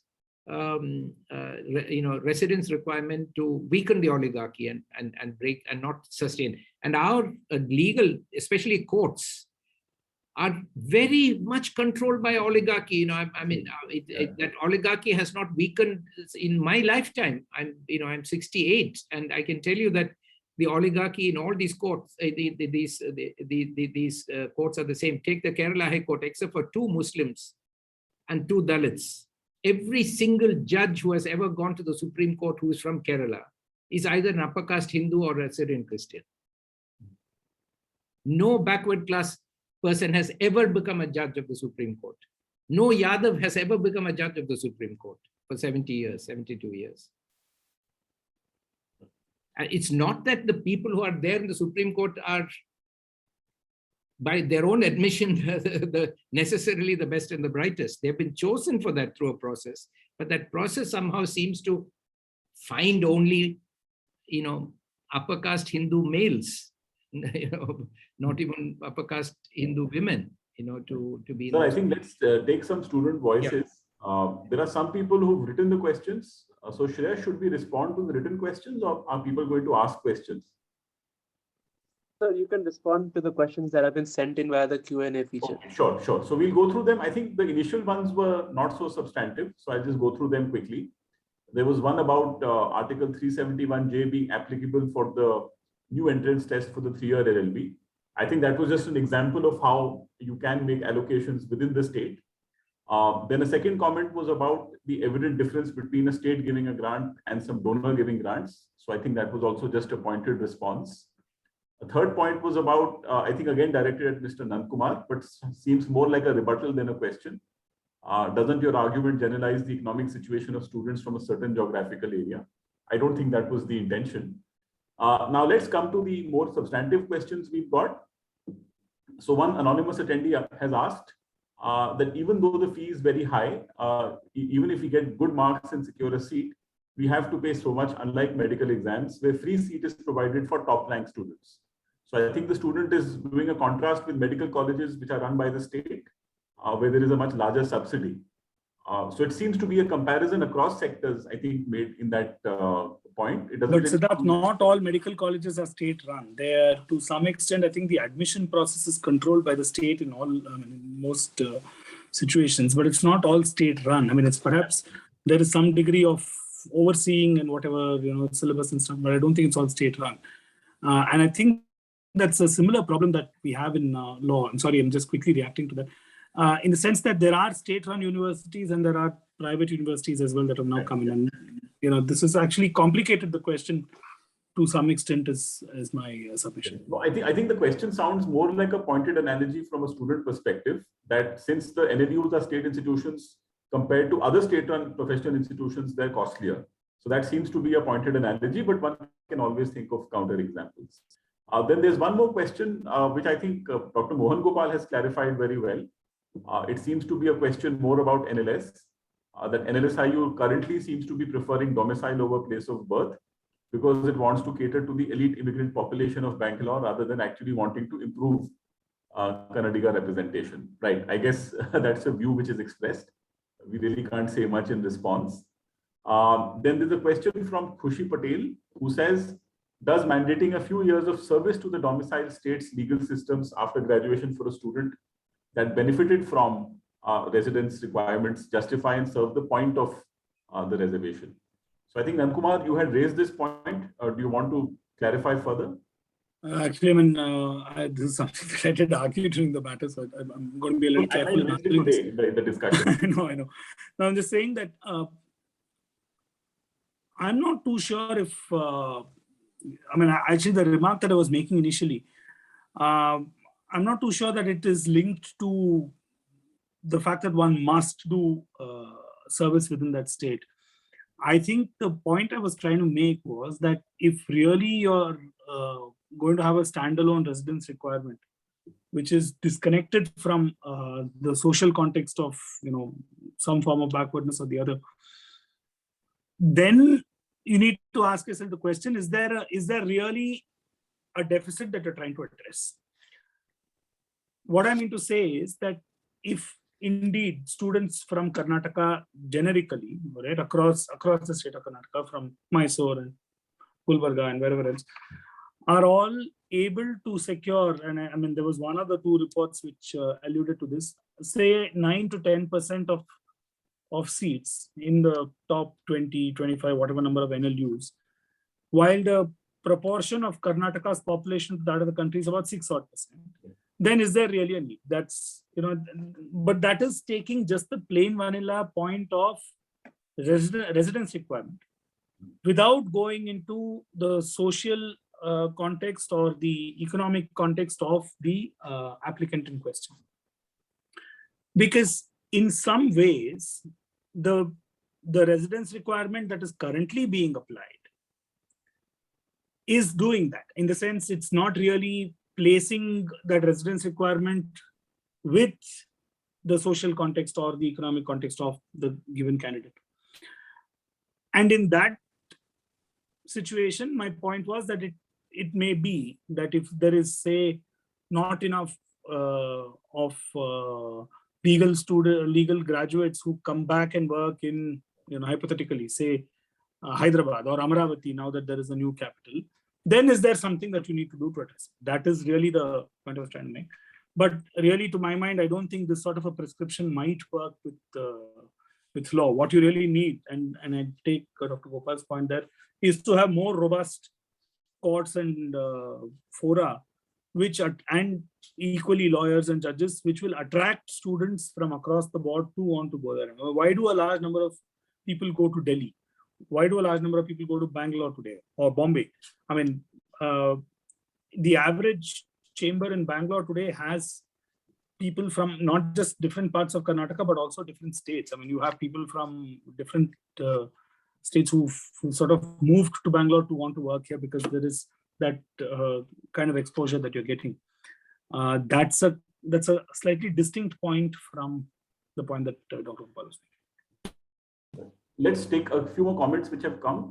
Dr. Mohan Gopal, you wanted to add something? No, I just wanted to very briefly say, from my own personal experience, that the connection between a student and the locality where you study. I've studied in Kerala, I've studied in Delhi in India, is very unpredictable over the long term. And I find myself now spending a lot of time engaging with legal government law colleges in Kerala, making an effort to do that. And although I didn't study there, but I'm from here. And so the fact that I'm here and engaging with them, I want to contribute. Similarly, Delhi University, where I studied, right? I'm trying to contribute. So I think we have to, if you take a long arc, then you may immediately in the first 5 years, 10 years, 15 years, 20 years, you may run off somewhere. But somewhere at the back of your mind, you have a bond which actually strengthens as you grow older. So I think there's a very valuable investment to create those bonds between the community. See, we want to understand residence requirements as an effort to build community-based education institutions that are linked to the community. And ultimately, it's only when communities are strong that the nation will be strong. And those communities must be open architecture communities, not limited by caste or community or religion. They must be infused with the constitutional values of freedom and equality and fraternity and dignity. But if these institutions can do that, create strong linkages with communities, which we have not succeeded in doing, in these national law schools, they are almost like disconnected from the community in the locality where they're located, or barely connected. And I think that's a challenge for us. So we should use this residence requirement really as an important opportunity to redirect the national law school model, which currently is not really working very well, and in a different direction. But the real thing we have to attack is, in addition to this, it's not a residence requirement. The real two things we have to attack are standardized testing. We have to give it up. We have to abandon it. The JNU has a very good model of admissions, not based on just standardized testing. We have to move. Standardized testing is very, very, very elitist. And second is, we have to reject the Chidambaresh idea of merit and move to a scientific idea of merit. And these two are the real big issues to improve the quality of the national law schools, their role in education. And I think this residence requirement can be used for that purpose. It can be used also for other purposes, in which case it will not be. I think Nandakumar has said several times that what is the impact of this on equity is the issue, and it's not clear. I think that's the key issue. We must make sure that if we accept it, it contributes to equity. Okay, so let's quickly go through the remaining questions. Yes. Pranav also has his hand up. So one more comment says, wouldn't a residence requirement embed the law school better within the local community and allow law school to be of service to the community? So I think this comment seems to be more of a reinforcement of the point made by Dr. Mohan Gopal. So I think we can move on from that comment. Then there's one, I think, question which reflects personal interest. I am from Bellary, Karnataka. Will I get any extra reservation benefit in the NLS exam? Please ask the NLS admissions office. Neither of the three are involved with the NLS anymore. So please. I just wanted to say on a lighter note, Sidharth, that after I got into national law school, back then there was only one college. That's how old I am, by the way.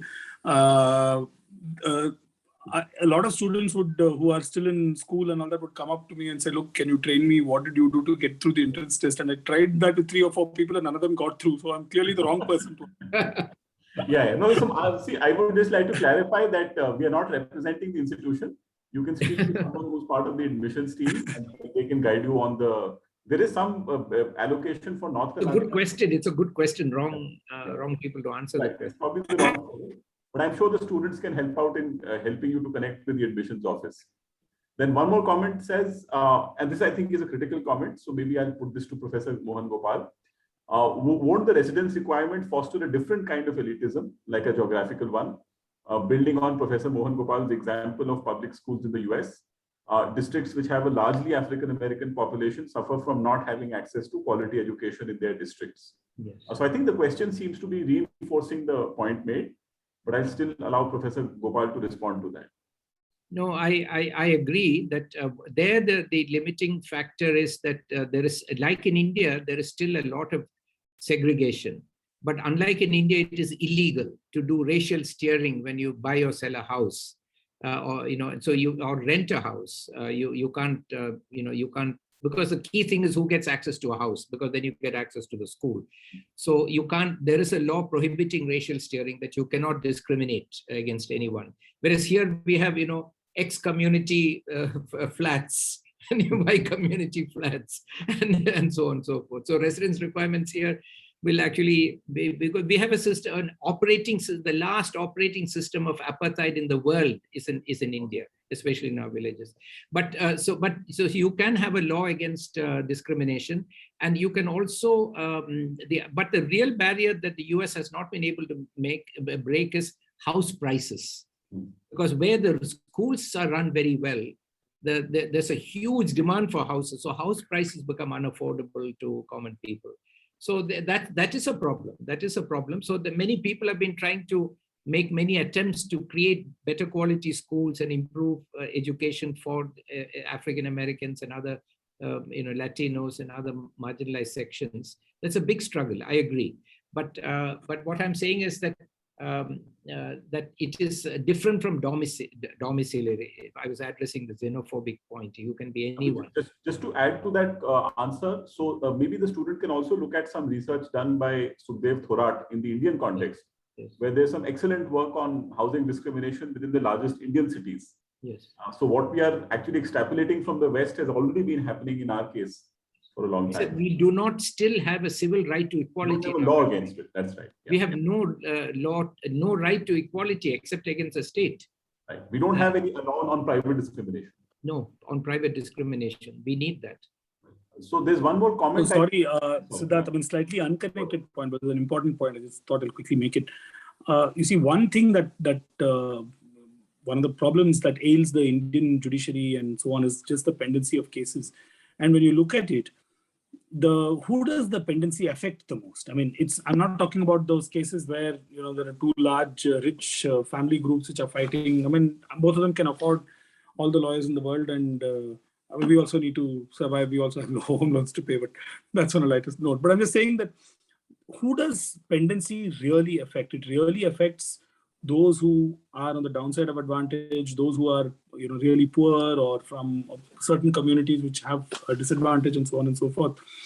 And perhaps this is a point that's important, and just to supplement what Dr. Gopal said earlier, which is that if you have more people from a wider representation, the tendency to procrastinate, the tendency to adjourn, the tendency to delay, be it from the judiciary or from the lawyers or from the litigants, will also come down. I think there'll be a greater sense of perception that this court is everybody's court, and therefore there is a less. I mean, and the pain of the delay. It could be an under trial. It could be. We saw Justice Chandru's example very nicely projected on screen recently. I mean, the whole concept of who is the delay hurting also, I think, needs some study, and that again ties in neatly with what I think we've been discussing a while ago.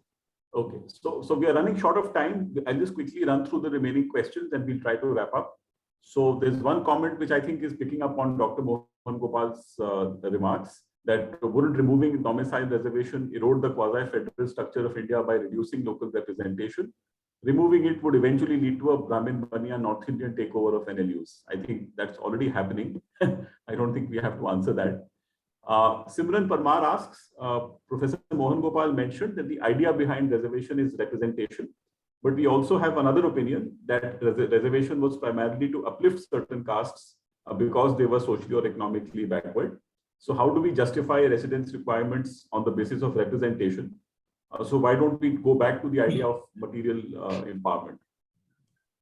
Okay, let me answer the second one. Now, I think Dr. Ambedkar was against oligarchy.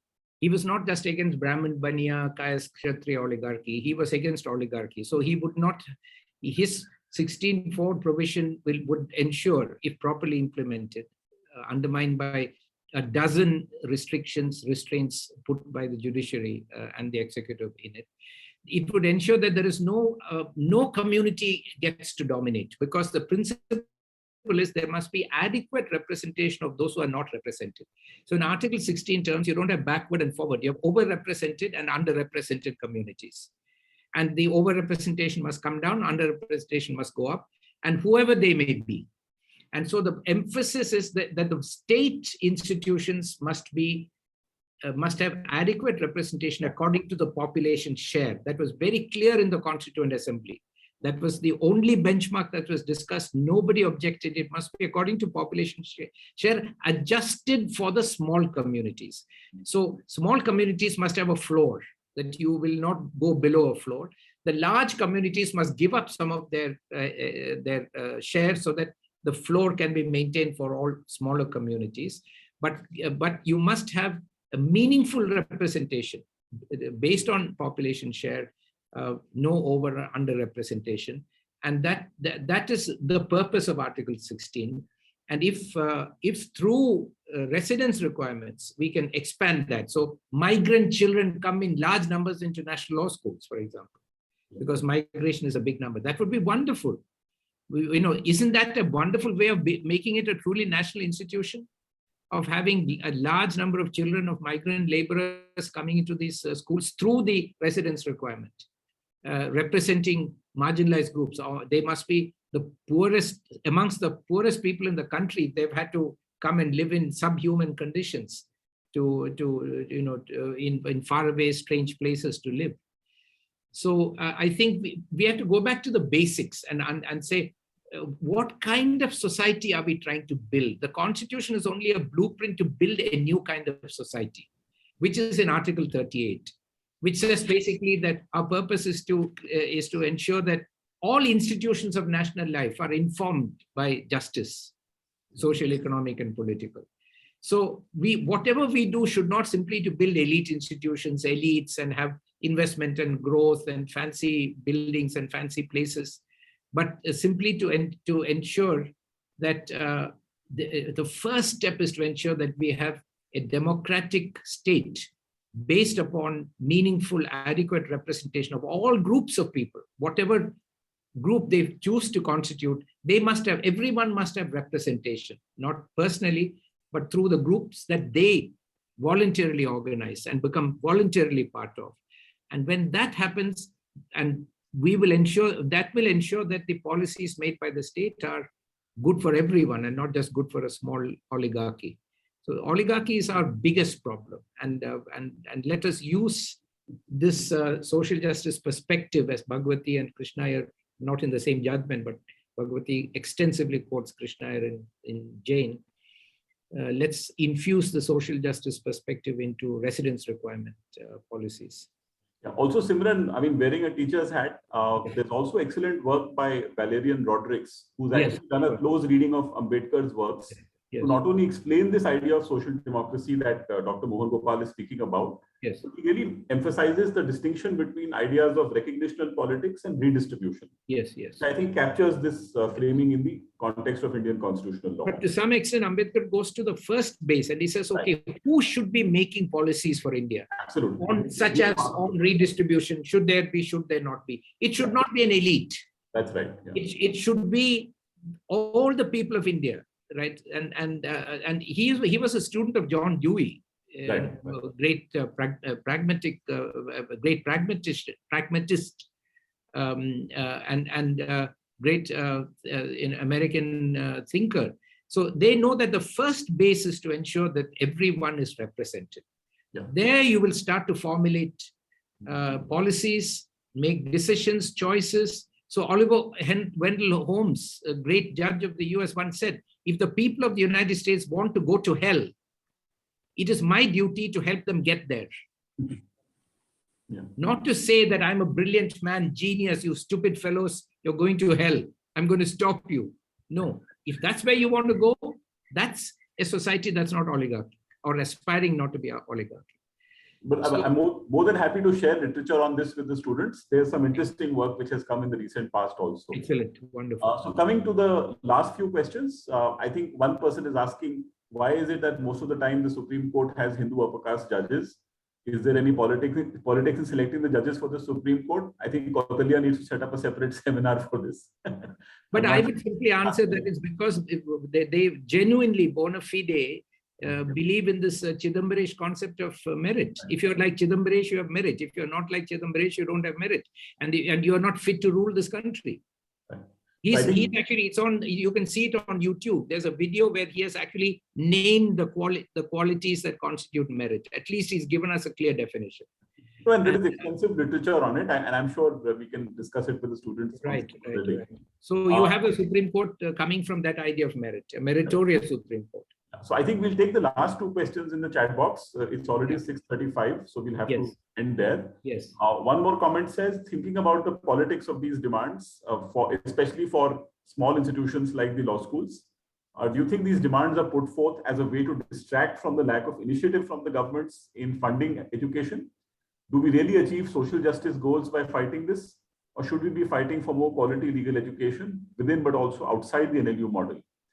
I think to some extent, the argument is the other way around, because usually state governments promise more money when you implement the residence requirements. The issue is understood in that narrow quid pro quo sense. I'm not sure if it's an argument for distraction, because by and large, the law schools have considerable autonomy in matters of faculty hiring and what they teach. But you're right, it could be the other way around also.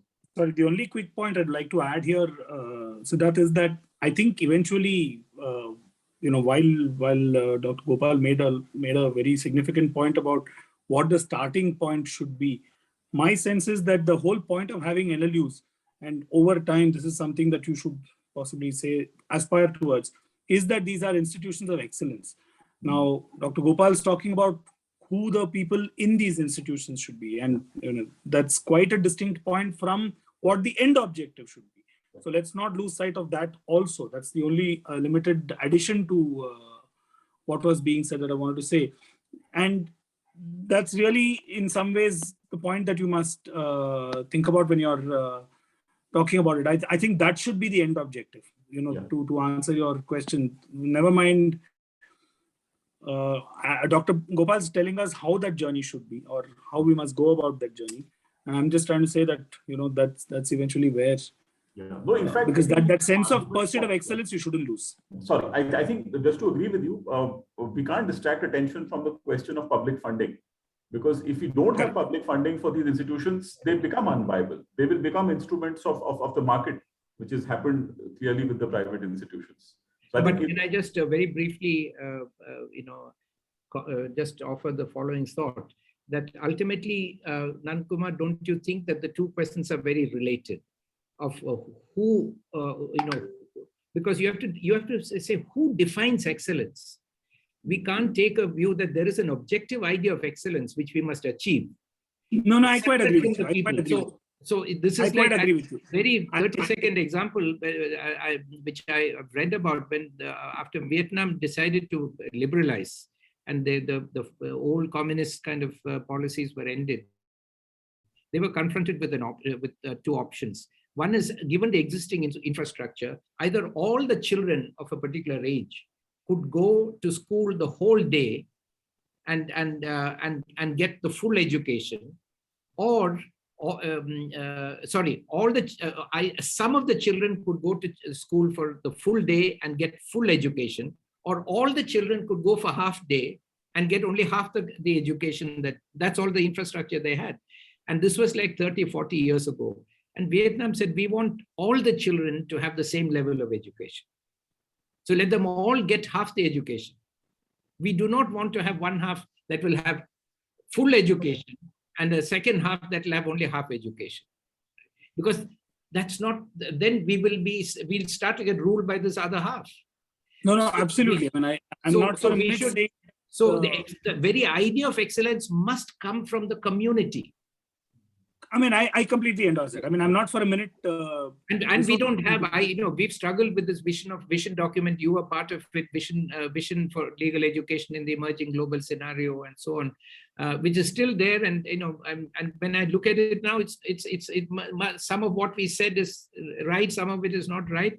But ultimately we have to let every community dynamically define. We still don't have clear parameters of what is excellence in legal education.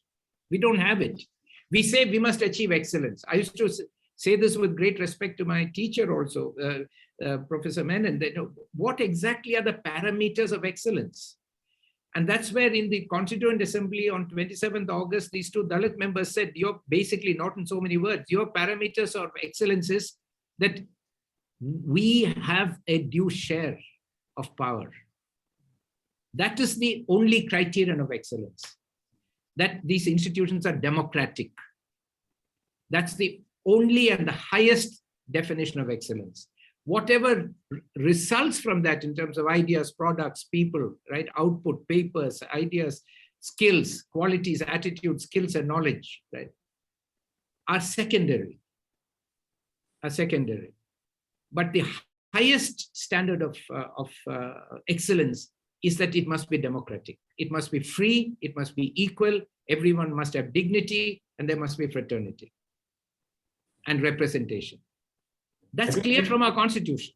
Yeah, I think Professor Nandakumar was responding more to the student question. Yeah, no, I agree. I'm using that opportunity to distract attention away from the inputs that need to be there. I think on that we can agree. No, I'm simply, no, this is a very important point that is raised. It's a very fundamental point, that we are making democracy secondary and some other vague, undefined idea of merit and excellence primary. Right. And that's allowing the oligarchy to then claim that undefined excellence and merit and rule. So I'm not too sure if that's something that fits into what I would say, because I think in some ways, irrespective of where you come from, what you are, community-based, whatever, I am perfectly fine with the idea that there are multiple definitions of excellence. I'm perfectly fine with the idea that there are multiple or different perceptions of what excellence should be. But I think ultimately you ask yourself the question, are you better today than you were yesterday? In what way are you better today than you were yesterday? And if you can answer that, and I don't mean me as an individual or you as an individual, but as a community, as an institution, if you can answer that for yourself. And if in your view or in anybody's view, that means having a more rounded representation, that means being democratic, so be it. I have no quarrel with that. I have no quarrel with what the definition ought to be. That's a separate debate altogether. But that there should be a pursuit of whatever form of excellence one defines or one chooses to define, that to me is a requirement. That's the point. I agree with you. I'm positing to you that the answer to that is the democratic. Demos means people, Kratos means power. Democracy means Kratos is in the hands of demos, right? That is the ultimate highest objective of excellence in our, according to our constitution. I believe in that. I'm not saying others should believe in it. I think that is the nature of our constitution. It's a democratic constitution. Now, that means that the idea of excellence will be constantly changing, will be dynamic, each community. That's what Ambedkar said, every generation can amend the constitution any way it wants. He did not want this basic document. Because every generation must, but I totally agree with you that once we have representation, there must be clarity about what is merit, what is representation, excellence, what are the performance standards that we need. According to me, the biggest problem facing our legal system is there are no performance standards, no measurable, enforceable performance standards. I've contributed to this by working over several years. And if you go to the Supreme Court website, you will now find under publications, you look at the National Court Management Systems Committee, we've created 5 detailed baseline papers written by judges, trying to open up the debate on performance standards within the judiciary. I agree, but we made it very dynamic so that our people can constantly change it, in a democratic way. So I don't disagree with you that we must commit to excellence and the pursuit of excellence, but we must also have a democratic idea, in my own personal view, a democratic approach to that process of defining excellence, pursuing it, and measuring it. Right. So I'm now being pushed by the organizers because we have to get I also have to move at 7 to another. Yeah. So we'll wrap up with the last 2 questions. There's one comment about differences in how OBCs are identified across states, but that's also a reality for the central universities and the various state universities. So I think we don't need to engage with that directly. The last question in the chat box, which we'll take, is that if we do look at the CLAT exam as a barrier to underprivileged students, there are questions of the cost of application and also the testing requirements. So I think Dr. Mohan Gopal did talk about the discriminatory effects of standardized testing in the long run. And there is empirical work on the impact of the LSAT. Even in India, groups like IDIA, in fact, are giving us feedback on the discriminatory practices, consequences, I beg your pardon, of standardized testing. But I think the normative solution which was put forward, which is to move away from a standardized testing, really needs to be argued with more vehemence. Like at the moment, the immediate barrier will be to convince the CLAD consortium that they need to disband and they need to come up with a more customized admission policy. So I think that can be the last question. If Professor Mohan Gopal or Nandakumar want to talk about the admission standards. No, I mean, I Okay, think sure. So I think more than overshot the time due to us. No, Yeah. I agree that we need a much better system of defining and implementing standards. We don't have that now. Okay, so I think Pranav had his hand up. He's one of the organizers, but he wanted to ask something. But if he's there in the room. Sir, I don't believe he's here. He was traveling, so he may have to drop out. Okay, sure. So he can always, ask his question. Yes. So I think we had a fairly engaging discussion. Mr. Nandakumar, of course, was directly involved in the case, so he had a certain frame with which he looked at those issues. But thankfully, the presentation here was far broader than the issues in the case. And I think we should be really grateful to Professor Mohan Gopal for bringing his previous work on representation and his ideas on representation into the discussion. Because very often the problem with such questions or such debates is that we narrowly tailor them and we limit ourselves to our immediate surrounding. So we are grateful, sir, for your interventions, which have asked us to think about these questions in a more broad and more open-ended way. And I'm sure the students who joined us will have a lot of things to say and follow up or to discuss. And all of us, I think, are publicly available through email or through other contacts. So we are more than happy to engage with the students. So I think I'll hand it back to the organizers. Right, sir. To all three panelists, to Professor Chauhan, Professor Gopal, Mr. Nandakumar, on behalf of the entire NLSIU Kautilya Society, thank you very much for taking out time to come talk to us about this very important issue. I am certain that for everyone who tuned in, this was a fascinating discussion. This is just part one. Tomorrow we'll be having a much larger panel take on the question of inclusivity in legal education and how domicile reservations may play a role in that. At around the same time, whoever's registered will be able to join in via the link. I do request all attendees to tune in tomorrow as well. Even the panelists, if they have time, they can tune in for what will most certainly be a very fascinating discussion. That is about it. We are running very short on time, so I'll close the webinar now. Once again, on behalf of the entire NLSIU KS, thank you all for attending. I would just like to say that I'm tied up in another webinar tomorrow at the same time, and so I will not be able to join, but it's my loss, and if I don't join, it's only because of that preoccupation. Thank you very much. It's been a great pleasure for me to interact with Sidharth and with Nandakumar, and I've learned a lot from this discussion. Thank you very much. Thank you to the organizers and Dr. Gopal and Sidharth. It was very instructive to me.